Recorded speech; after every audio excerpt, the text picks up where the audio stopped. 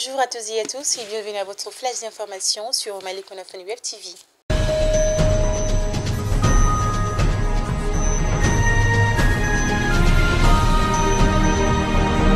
Le colonel Assimi Goïta a officiellement prêté serment le lundi en tant que président de la transition devant la Cour suprême du Mali. Dans son discours, il a assuré être conscient que les défis sont immenses car les attentes légitimes du peuple sont grandes. Le nouveau président de la transition malienne a prôné la cohésion pour relever tous les défis, notamment l'organisation d'élections justes, crédibles et transparentes dans les délais prévus.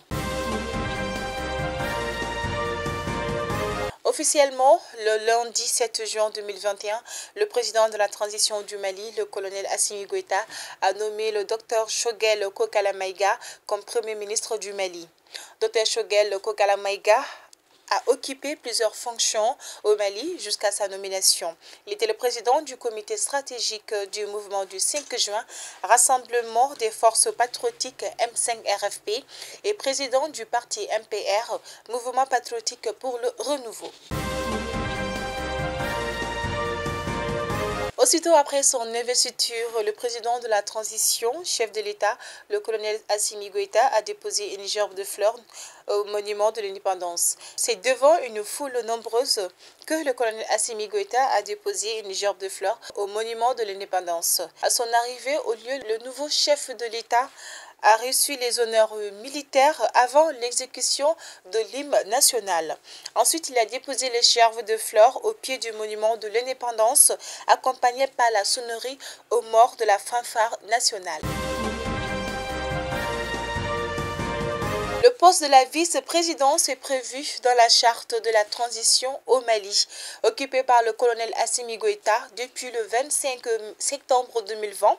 Ce poste devient vacant après le nouveau coup de force militaire survenu le lundi 24 mai dernier qui a propulsé l'ancien vice-président à la tête du pays. Le nouveau président de la transition au Mali a prêté serment ce lundi 7 juin 2021 au Centre international de conférence de Bamako, le CICB. Des questions se posent notamment sur l'avenir de ce poste et même de la charte de la transition.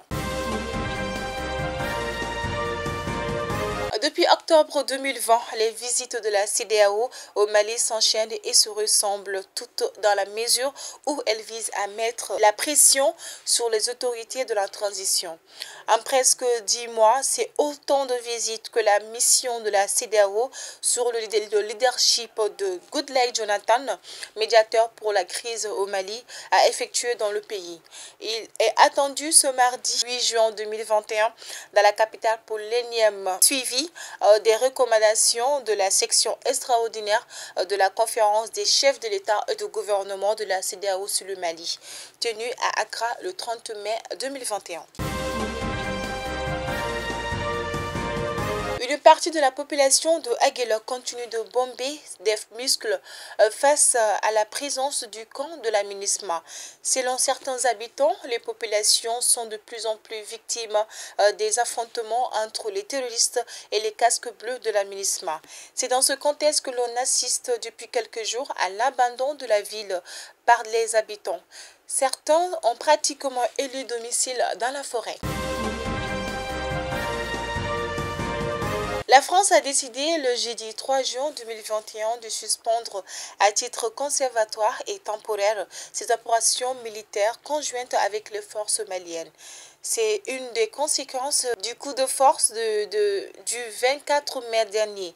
Les autorités françaises veulent avoir des garanties sur la poursuite de la transition civile et la tenue de l'élection présidentielle qui est prévue pour le 22 février 2022. Mais à quoi consiste donc cette suspension et quelles peuvent être les conséquences sur le terrain? À ce stade, aucune réaction de la présidence malienne sur cette décision n'a été évoquée. C'est ce qui met fin donc à votre flash d'information de ce mardi 8 juin 2021. Nous vous remercions de nous rester fidèles et surtout nous vous souhaitons de passer une agréable fin de journée en compagnie de notre chaîne Malikounda Fun Web TV.